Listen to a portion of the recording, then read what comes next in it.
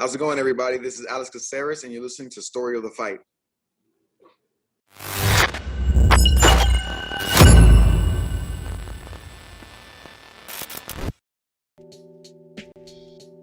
What is up? Welcome to a solo stream of Story of the Fight. This is Will. Ramiro is out today, and we couldn't get a short notice replacement, so it's just your boy holding down the fort. Going to be talking about UFC Tampa. Before we get into it, like, subscribe, do all that stuff. Follow us on everything. Story of the Fight, Instagram, Twitter, TikTok, Reddit, Twitch, Blue Sky. Anywhere podcasts are found, Apple Podcasts, Spotify, YouTube Podcasts, whatever that is now. Yes, Story of the Fight on everything. Go to storyofthefight.com. It'll list all of our socials. Click through and follow. Shout out Ghost. Says, what's up, boys? It's just me and Rich holding it down. I actually can't stay, but hoping you guys have a banger show. We'll see. We'll see what happens. We got HLV Comer in the chat as well. So I think this is a good time to take your shirt off, Will. We can start. Maybe on the After Dark stream. Maybe if we get on another platform that supports. No, we're not going to do that. But thank you, HLV Comer, for joining. We can get right into it. UFC Tampa, the final UFC event of the year, was actually solid. I thought it was a great cap to the year. The headline was supposed to be Ian Gary versus Joaquin Buckley, but Ian Gary got moved, right? He gets moved to fight Shavkat on the pay-per-view, and they fill in Colby Covington against Joaquin Buckley. So we had Joaquin Buckley versus Colby Covington in the main event. And it was funny because when Ian Gary was rumored to be fighting Colby on this card, and Colby was like, I'm not ready for that card. And then as soon as they announced Ian Gary's off this card to fight Shavkat, Colby's like, actually, I am ready now that it's not Ian Gary. I'll fight Buckley, which is hilarious. But honestly, a tough matchup for Colby Covington. Maybe he thought it was more favorable just because we've seen Buckley get kind of controlled on the ground in the past. Or maybe he just got ready. Who knows? There's some Colby truthers out there that will find something to argue for him no matter what, including in this one. Everyone's saying, oh, they stopped the fight. He didn't get finished. Maybe he could have pulled it out. It was just getting started. But yeah, it was a great card. Colby is, I think, how old is he now? 36 years old. He's been out forever, broken jaws, picking and choosing matchups, getting title shots off of waiting, holding on to that ranking. So this was finally him fighting a guy who's kind of like in his prime, I would say, in Buckley, who's maybe entering his prime right now. So this was a big test. Okay, is Colby washed, right? Because he got pretty much shut out for the most part, other than the last couple minutes of the fight against Leon Edwards. And everyone's like, oh, because he broke his foot. Maybe. So it's is he going to come back? Because if it's Colby of old, he should smoke Joaquin Buckley, right? He should, well, not smoke him. He doesn't really smoke anybody, but he should wear him down against the fence and control him and all that stuff. If he's still that guy, and he's clearly not. He came out, he was lethargic. He wasn't putting it on him. HB says, goodbye, bitch. See you never, Colby. Thank you. Yes, this was, as a Colby hater, a resident Colby hater. Ramiro's not here to defend his boy, Colby.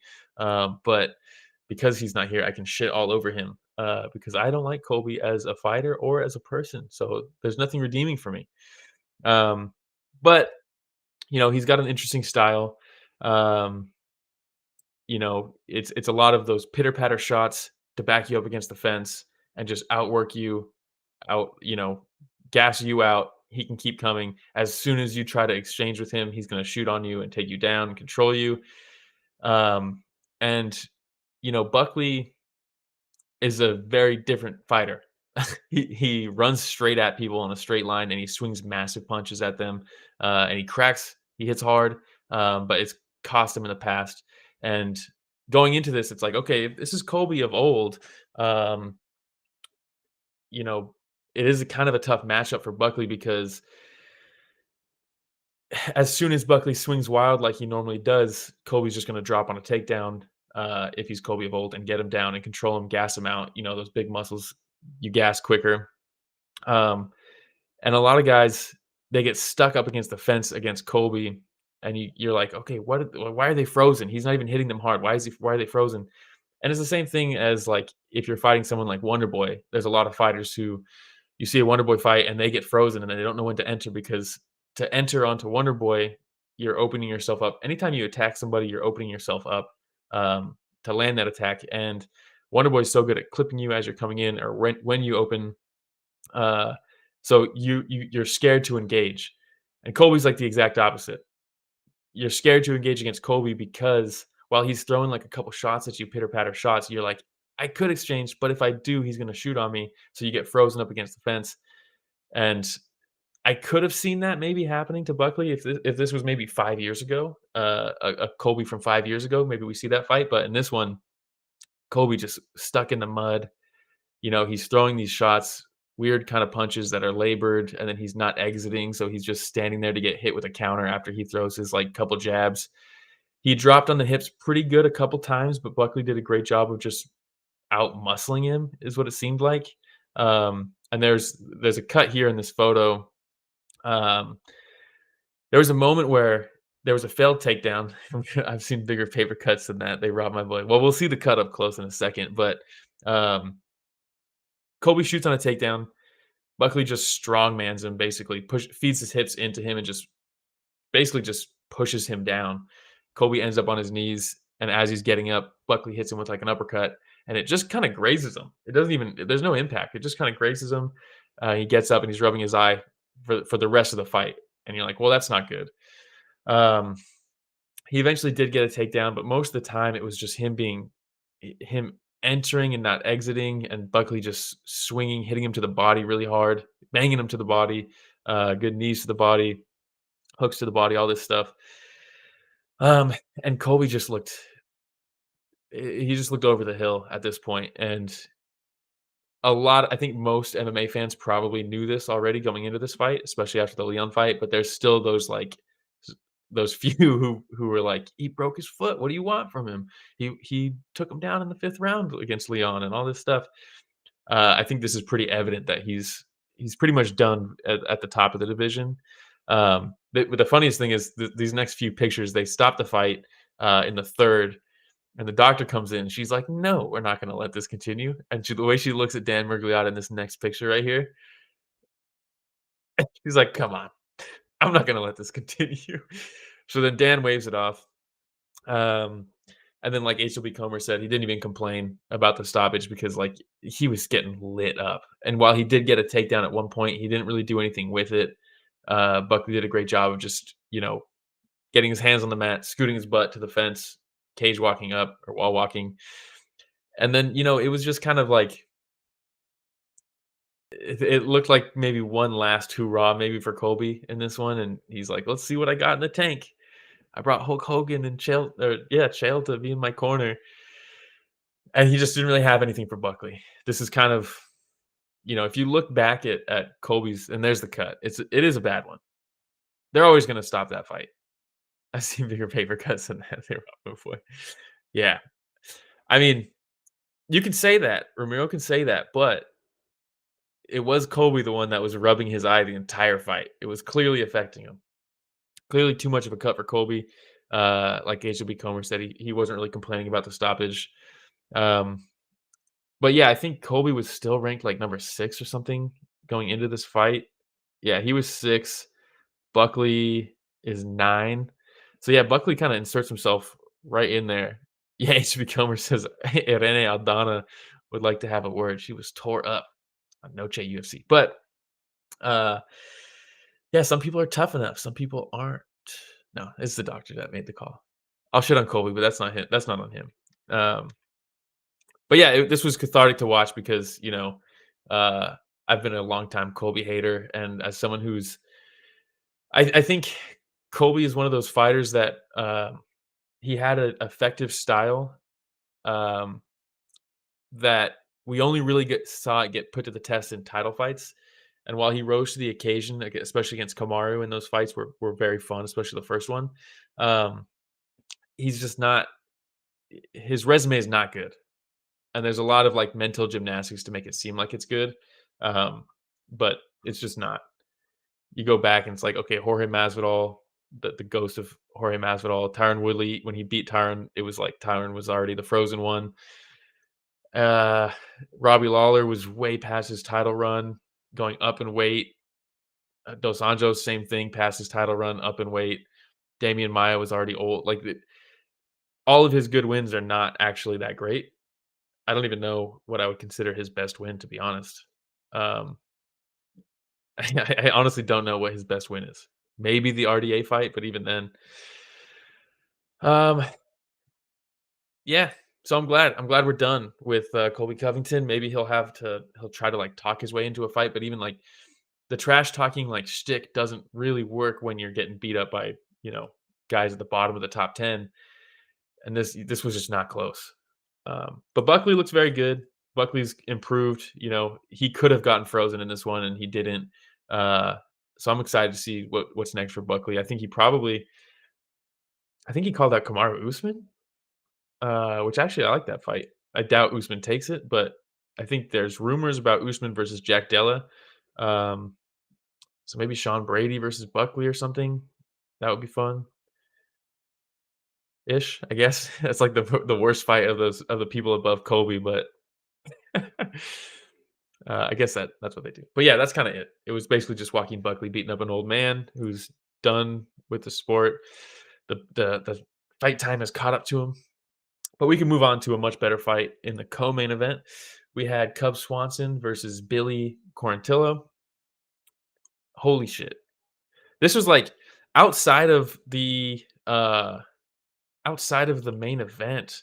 There was a lot of like old dudes winning on this card. Now that I'm looking at it again, the old dudes were winning, and Cub Swanson is 41. What is he? He's 41 years old. Cub Swanson's 41. Billy Quarantillo is, what is he? 36. That's surprising. I thought he was younger. But obviously Cub has been doing it since the WEC days. He fought Aldo in the WEC. Like he's been doing it for so long. And he's still got that unorthodox style. His hands are down. He jumps at you with punches. Right off the bat, he was throwing that big right hand over the top, just jumping at Billy Quarantillo and landing it. It seemed like Billy. They always say every single time you see Cub Swanson fight, or like Bobby Green or someone like that, you know, take a shot every single time that one of the commentators say, "Yeah, the hands are low," which means they come from weird angles, so you don't see them coming. But it is true. It's just funny that it comes up every single time. And here I am talking about it too. But he lunges at you with that big right hand to open the combination, and he was cracking Billy early. And it seemed like anytime they were at range, Billy just had a hard time seeing him come at him, and he was just cracking him at distance. But then anytime Billy got in close and kind of pressured him, which is what he normally tries to do, he tries to like grind people out up against the fence and things like that. He was landing good shots against Cub. He stung him a couple times. He hurt him. But at range is where Cub was really doing the damage. And they hurt each other a couple times. They had a couple times where they're on like shaky legs. But in the third round, let's see. I think it was split going into. Yeah, so two judges had it split going into the third round. So the winner take all round. Cub Swanson just cracks him, hits him with the left hook and then the right straight, and just completely flatlines him. Billy goes down with the hands together below his waist. When he hits his back on the ground, his arms flail up. I mean, it was just a crazy knockout. And then, yeah, Cub Swanson stands over and puts his hands to the side. Really cool moment. You don't get to see 40-year-olds, especially at this weight class at 145, get highlight reel walk-off KOs in co-main events. It's just super rare. And Cub was having a rough go for a little bit. He tore his ACL in that grappling match, and then he lost 4 in a row to Ortega, Frankie Edgar, Moicano, Shane Burgos.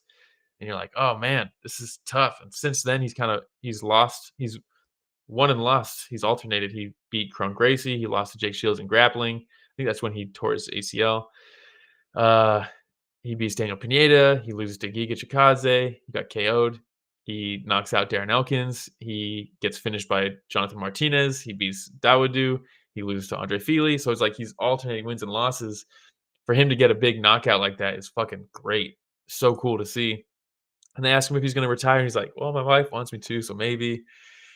I unless they can book something really cool, I think that's probably a good fight to go out on, which is probably not going to happen because it never happens like that.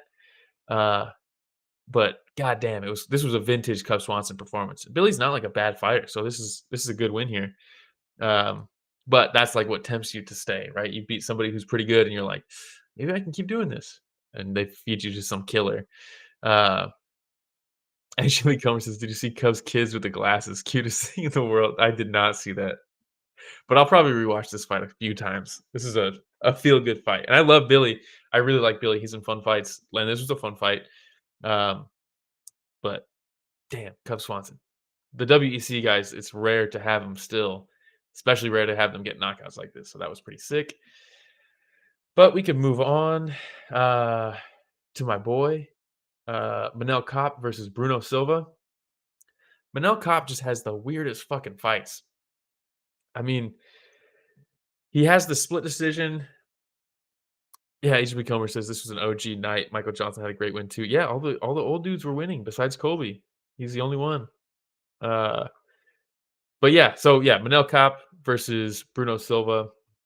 Uh, Pantoja beats him in his UFC debut by decision. He gets robbed by Nicolau. Then he's like first round finish, flying knee, first round finish, punches. Then he's got like 2 canceled fights.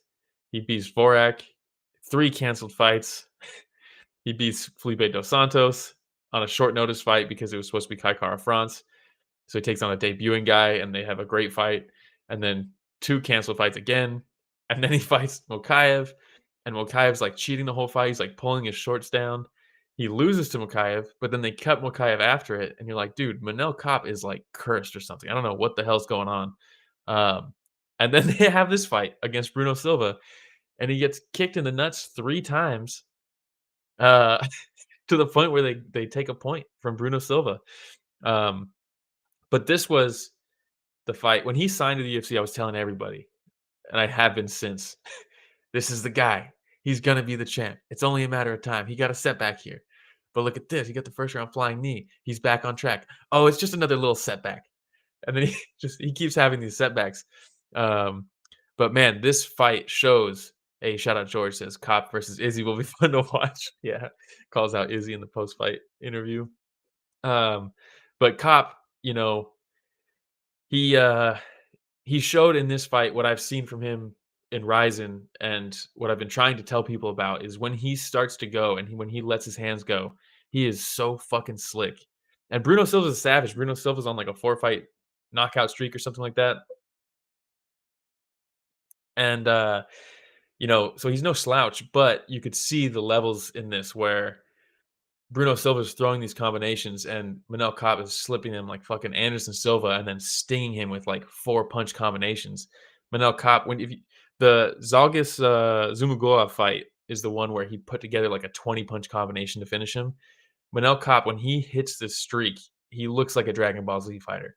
He's like after imaging around people and shit. He's hitting angles, hitting him with like 4-punch combinations. Ramiro says, Will must have had to change his underwear multiple times watching Kape. This is him when he got hit in the nuts the 3rd time. And they take a point, and he's like, "Oh man!" And then as soon as they start the fight, he just goes fucking ham, and he slips like 4 punches and starts fucking swanging and banging. And then, but he really did look like a world beater in this fight. This showed like this is what this guy's capable of. He just has these weird, sometimes on his for his own, at his own doing, he has these weird setbacks. But the angles and combinations that he hits when he decides to go, how fast he is when he exits combinations. The big right hand that Bruno Silva kept trying to land, he landed it a few times, but Manel was able to roll with it and really take the sting off of it.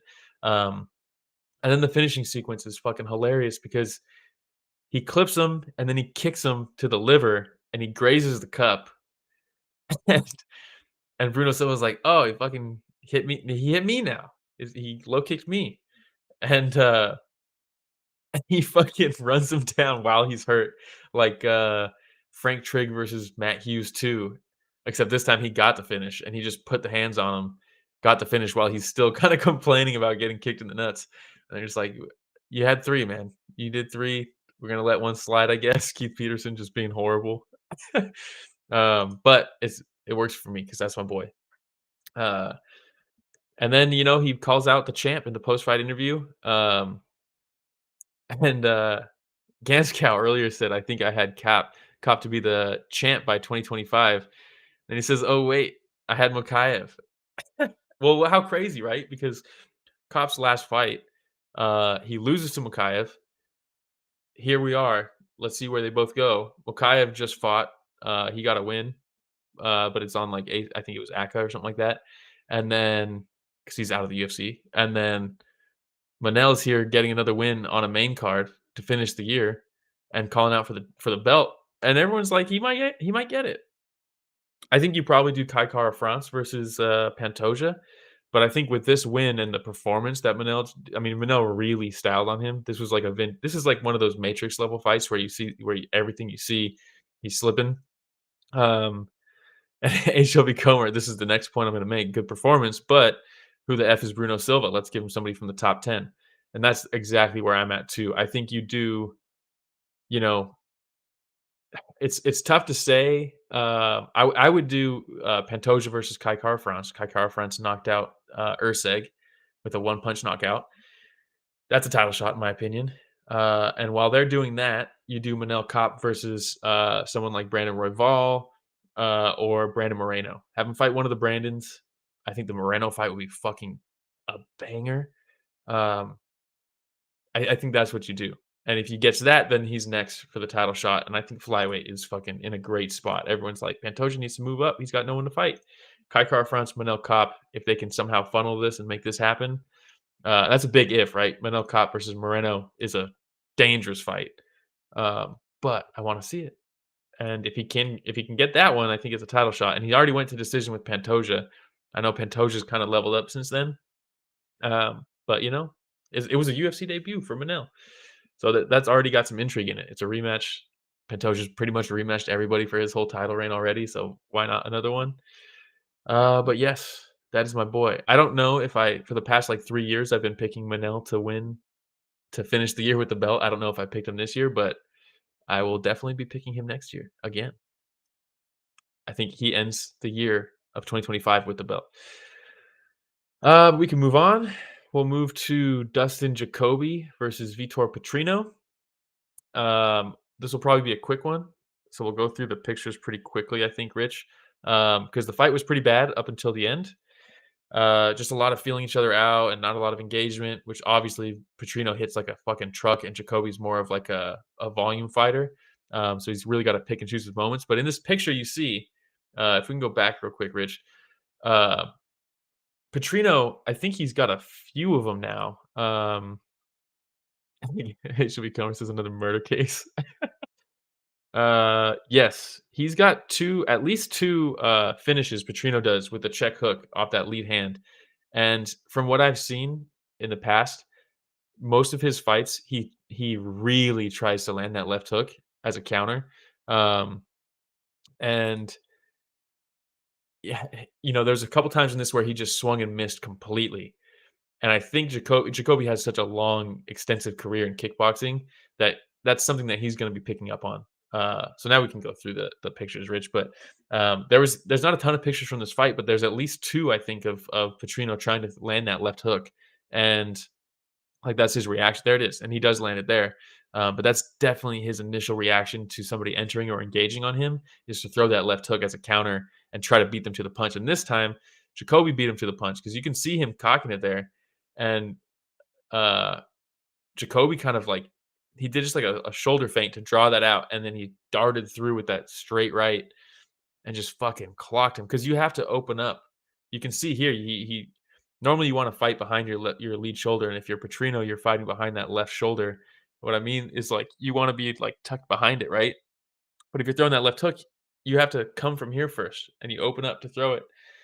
And he opens it up, and it opens up just a little path right there for the right straight from Jacoby, and he fucking sleeps him.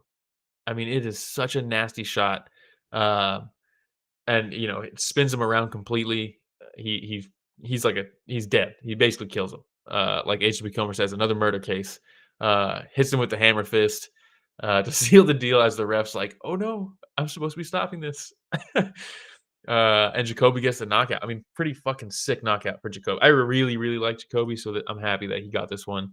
Um, he's a fun striker to watch. I think he understands the game. And he's gritty, and it's a nasty shot he landed. Very similar to Usman versus Masvidal. I think there's a clip of them side by side or like simultaneous, and it's damn near identical. Fucking awesome shot by Jacoby, and then we can move on to we had Daniel Marcos versus Adrian Yanez. Yanez is my boy. He's Ramiro's boy as well. Marcos coming into this 16-0. Very interesting style.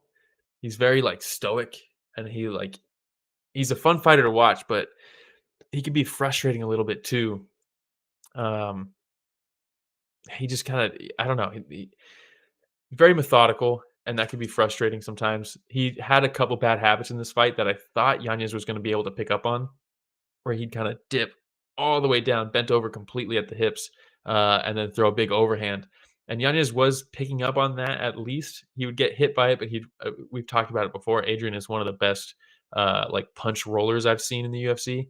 Um, you know, there's some guys that do it exceptionally well, and I think Adrian does it subtly well, where it goes kind of unnoticed. And even in this fight, they're talking about, yeah, he's just not moving his head.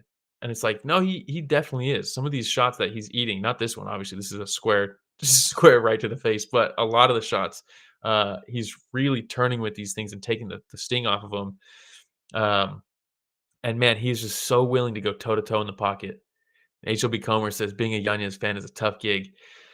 Yeah, it is, man, because you can see so much potential, and he's so fun to watch.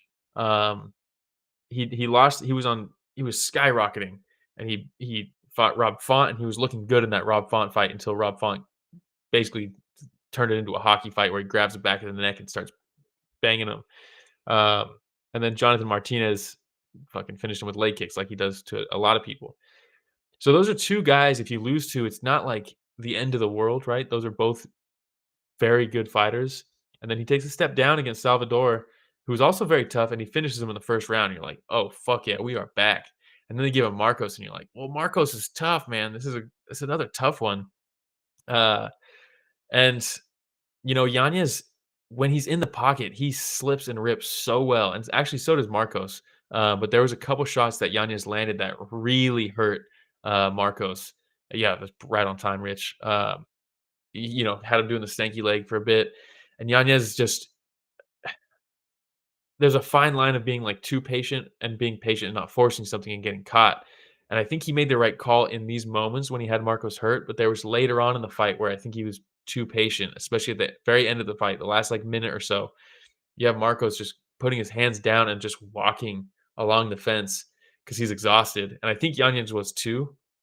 So I don't want to you know, dog on him too much for that. But there was a couple moments where it's like, man, if you step on the gas here, you might be able to just finish him with a flurry.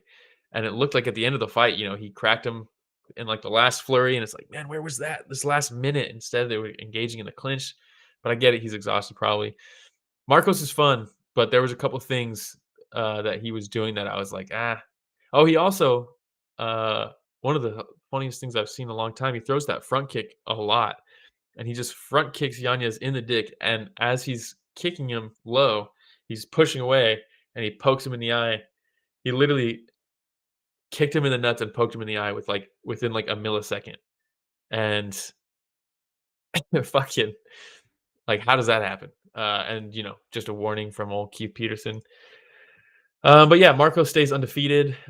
There's some things though that I think there's a lot of like fight footage to watch in this if you're going to be fighting Marcos next. And there's some things you can do, I think, if he continues these tendencies, knees up the middle, things like that.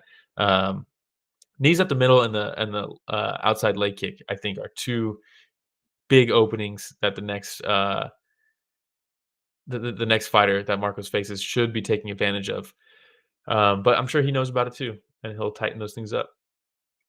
But that was it. We can move on to we're gonna skip Navajo Sterling, um, who is impressive, but the fight was so bad, and I mean, what was that matchmaking? It was fucking horrible. Um, So we're gonna skip that and go to the prelims. And we had, like HLB Comer pointed out earlier, we had Michael Johnson versus Ottman Azaitar. Azaitar? Azaitar. Let's go Azaitar. Who, for those of you who do not know, because this was 4 fucking years ago now. He was maybe it was 3 years ago. He was supposed to fight at Fight Island during COVID when everything was locked down and they went over to wherever that is, Abu Dhabi. Um, and they had all these procedures. They had the bubble. You can't come in, you can't come out. Once you're in, you're tested. You stay there. You isolate. They caught him like sneaking in and out of it with like a bag, and they're like, "What the fuck is this guy smuggling?" And the story goes that it was potatoes. You're like, "What is happening?" And then, it was a big deal at the time, breaching the protocol, right? Because at that time, it was like, dude, COVID was like, "What the fuck is happening?" Um, and then, since then he got a knockout against Kamaworthy, and then he got knocked out by Matt Favola. He got knocked out by Francisco Prado, and here he is fighting Michael Johnson. And Azaitar, while he is getting knocked out, he does hit like a truck. Um, and Michael Johnson is now probably late 30s, 38 years old. Uh, so I was a little cautious going into this one. Prime versus prime, I think Michael Johnson smokes him.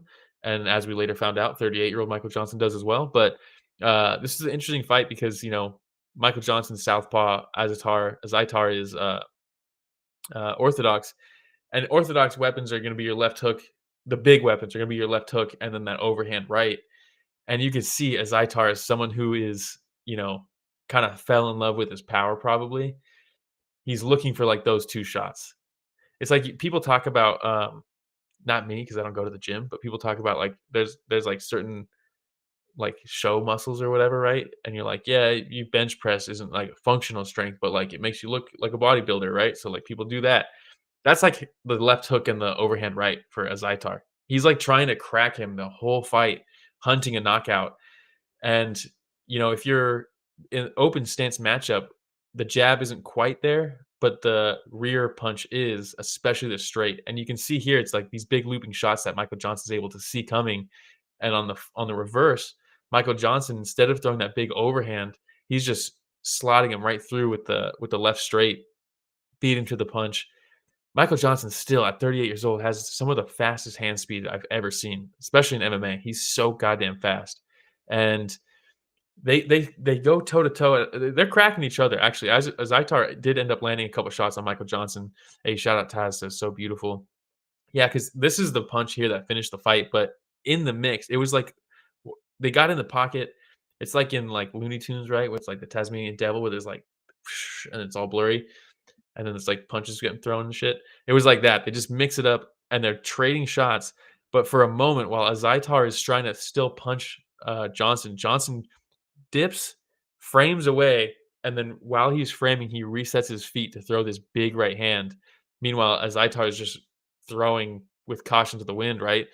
And Michael Johnson just plants his feet, fixes him while he's framing, and then sleeps him with this right hand and absolutely flatlines him. He drops like a sack of potatoes that he's trying to smuggle into Fight Island. And then Michael Johnson jumps on him and just fucking hits him with like 3 more shots that are so gnarly because he's like out conscious, like out cold. HW Comer says, "Boom, karma's a bitch." Yeah, it was crazy. This was fucking vintage Michael Johnson. He's so goddamn fast. I love this dude. He looks so good, and you could just see in the post fight interview, he's fucking hyped. It was just sick.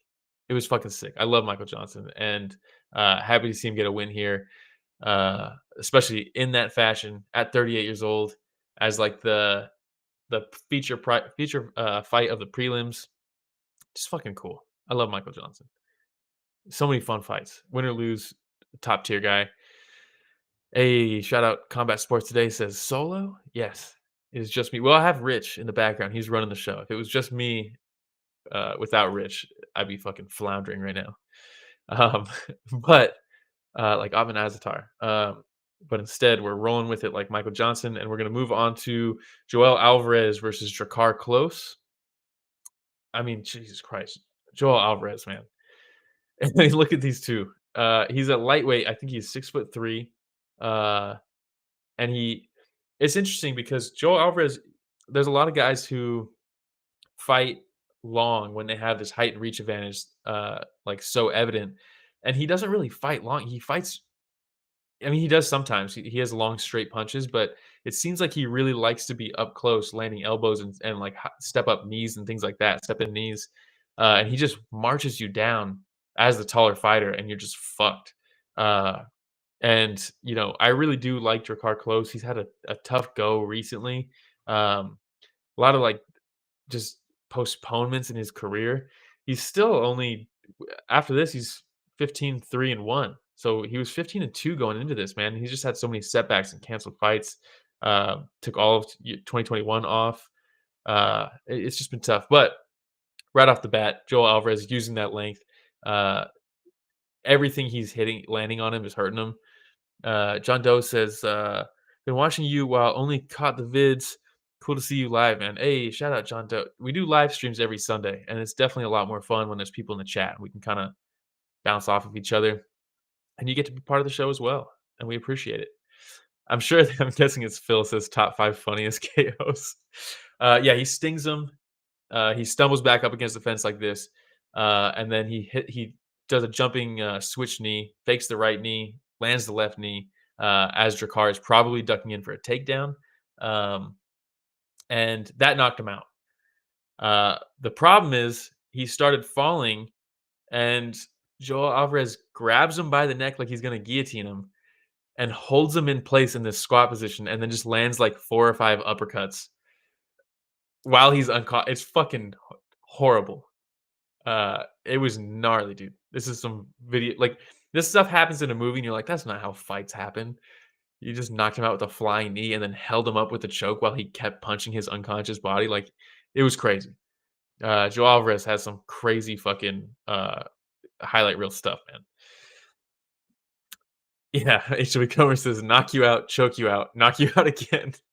I mean, yeah, the way he walked out, it looked like he was surprised of what the fuck just happened. It was crazy. And Phil says Alvarez was supposed to move up to welterweight, but might change his mind now. It's tough. I mean, he's missed weight, I think, a couple times, right? At 155. At least twice. Yeah, he had the cancel fight, but that was with visa issues. He's missed weight twice. At lightweight, which is not good. And at 6'3", I'm 6'3". I cannot imagine getting down to 155. I'm also not in any good shape, but I'm so far away from 155, and I'm not like fat. So like I don't know how the fuck this guy is doing it. We'll talk about that in the next fight too. But welterweight, I don't know, man. I think at this point, if he can keep making 155, you got to jump on this opportunity because who did he lose to? He lost to Arman Saryukian, right? And it's like, okay, that's the one loss since 2019. That's his one loss is Arman Saryukian, who's now fighting for the belt. So you're like, at least the guy I lost to is about to maybe be a champ. Probably not, but maybe. And this is now three wins in a row, all finishes. Darce choke in the second round, knees to ground and pound, flying knee knockout in this one. I mean, if I'm him, I'm like, dude, I can do this. I'm sticking around. Now's my chance. Ramiro says, as long as Alvarez can continue making weight, he'll be a problem for everyone else in the division. Yeah. I mean, except for, I think Islam and Arman are still very tough matchups. Phil says that KO is like a UFC video game glitch. But also, Ramiro's like in the chat and stuff. Where is he? Why is he not here? He's here watching the stream. Come on, dude. John Doe says Buckley looked great. Is it weird that I can see him beating Bilal but losing to Gary? I think long strikers could get him, but he could be champ. Well, we saw, the Kevin Holland fight. Long straight punches do, kind of stop him from leaping in like that. You can catch him as he leaps in at you. Bilal, I don't know. Bilal's so good at game planning. I don't know if I could see him beating Bilal, at least not right now. But it is an interesting matchup, especially the way he stopped the takedowns. Because look, Colby Covington is clearly washed and over the hill, but he still knows how to fucking wrestle, and he really stopped those takedowns well. Granted, he was already getting cracked up on the feet, so HW Comer says that is 190.5 centimeters for us Euro non-US friends. Yeah, thank you for the conversion. I'll never be good at that. But and Phil says JDM versus Buckley is the fight. That would be so fucking sick. I don't think they're making it, but it is a fun fight. Both dudes just throw hooks. Every punch they throw is a hook. But yes, we'll move on to the next one. Another two more lanky boys. Sean Woodson versus Fernando Padilla. I like both these guys a lot. Sean Woodson is very gifted, as is Padilla.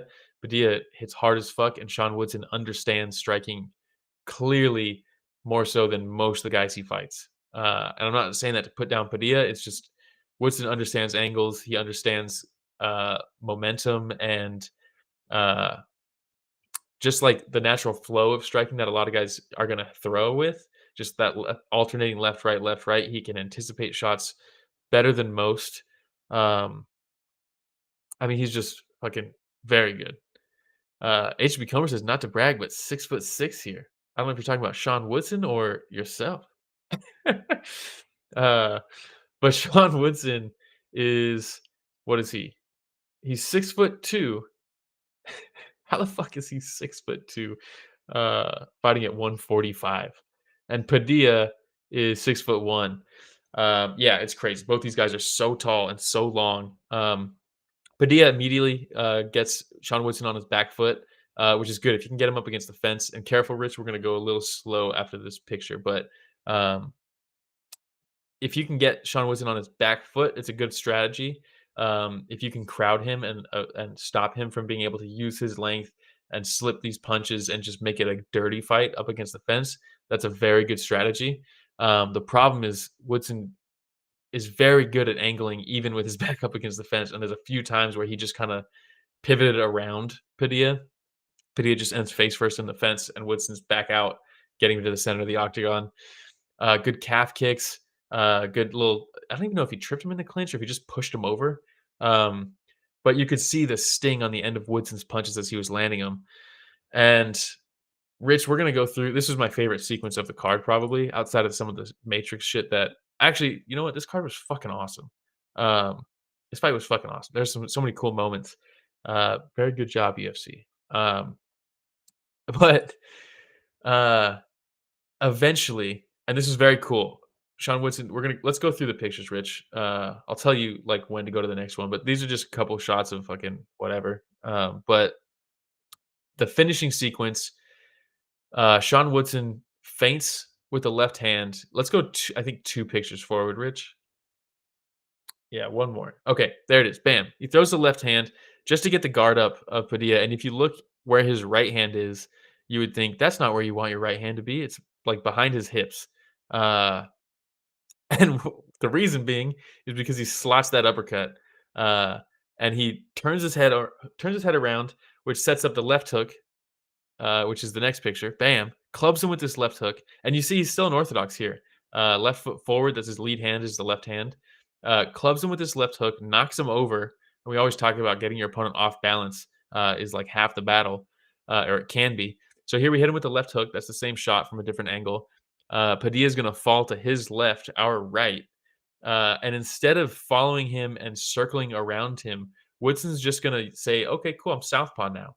So in this next picture, you'll see Padilla is moving to Woodson's right, and he follows him in southpaw. He opens the combination in orthodox, hits him, and as Padilla crosses his own body, he just moves with him in southpaw, and he throws a nice leaping right hook as Padilla is fading away, and he turns his head around again, and then a nice left straight that catches him as he's falling from this left hook. Fucking awesome. Such a cool finishing sequence. The jab to draw the guard, the right hook or the right uppercut that goes underneath the left hook counter, turns his head around into the left hook. The left hook knocks him across his body, and then he follows him in a new stance to land his new lead right hook. And then as he's falling from the right hook, a left straight. Just fucking beautiful. The fact that he didn't circle and change and follow him in orthodox, the fact that he just used that as his stance switch shows how fucking high level Sean Woodson is. And 100%, Like Ramiro said, 100% to Phil saying time for a top 15 opponent for Woodson.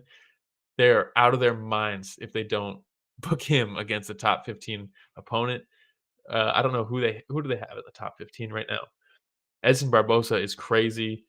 Dan Ige is a sick fucking fight. That's a good one, actually. Ige just lost, right? What did Ige just do? He lost to Lerone Murphy.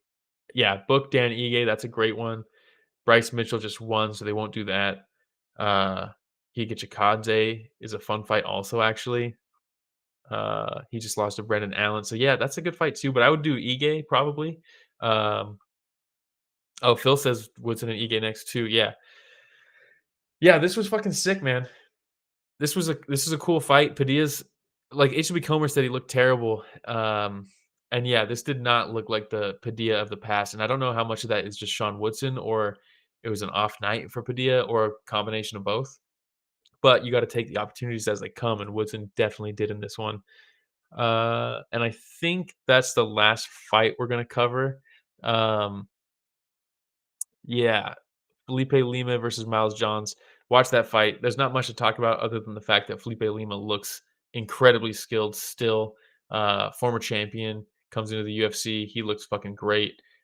He still hasn't lost since his debut in 2015, and you can clearly see this guy is fucking a top talent coming from Octagon. Miles Johns had some moments, but I think Felipe Lima is the truth. I think that guy has a very bright future. You can see the way he mixes things up. He's just complete. Miranda Maverick's fight was horrible. Davey Grant versus Ramon Taveras. I was going to cover this, and then there was like no good pictures. HB Comer's, and we should note how shit Miranda Maverick looked. Yeah, not a good fight. Davey Grant is such a fun fighter. There's just again some of the Lima fight, not a ton to talk about on his fight against Tavares, even though I really enjoyed it. There's just no pictures of it. And Davey Grant, another guy, uh, like Michael Johnson, like Cub Swanson, unlike Colby Covington, he was 38 as well and still looks so good. He's had some setbacks outside of the cage, but man, such a fun fighter to watch. His footwork, his positioning, his body work, he changes the levels. I think he probably uh, the leg kicks, the body shots, and the head strikes were probably similar in numbers. Just great fucking work, and took some heavy shots from Ramon. Ramon was there the whole fight. It was a very fun fight. Go back and watch that one if you didn't. And then the Rodriguez fight was fucking horrible as well. So that is all we're going to talk about the final UFC event of the year. We had some canceled fights, so we'll do a moment of silence for the fights that we lost. Amanda Ribas versus Mackenzie Dern was supposed to be on this. It was rescheduled. Ian Gary obviously was supposed to be the main event against Joaquin Buckley, and then they rebooked that because Gary got the Shavkat fight, and then Daniel Marcos was originally supposed to fight Saeed Nurmagomedov, which would have been very fun. Saeed is very fun to watch. Marcos is fun to watch. That's a very fun matchup. Instead, we got the Yanez fight, which was also a very fun fight. So not too much lost on this card.